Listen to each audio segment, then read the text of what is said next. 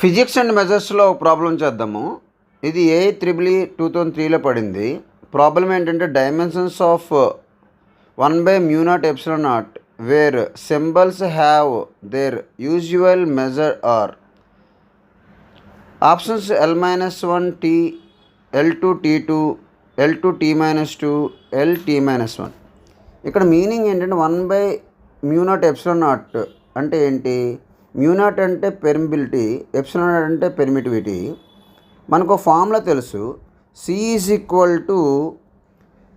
1/√μ0 × ε0. ఆ ఫార్ములా తెలుసు మనకి. ఆ ఫార్ములా బట్టి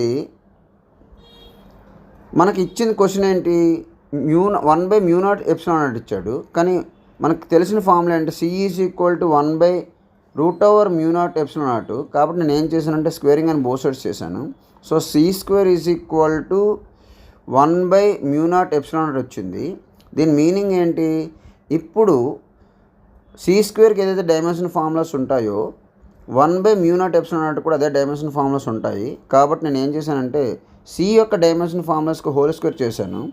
C డైమెన్షన్ అంటే C అంటే ఏంటి? వెలాసిటీ కాబట్టి, వెలాసిటీ ఆఫ్ లైట్ కాబట్టి దాని డైమెన్షన్ ఫార్ములా LT-1 కాబట్టి దానికి హోల్ స్క్వేర్ చేస్తే L2 T-2 వచ్చింది.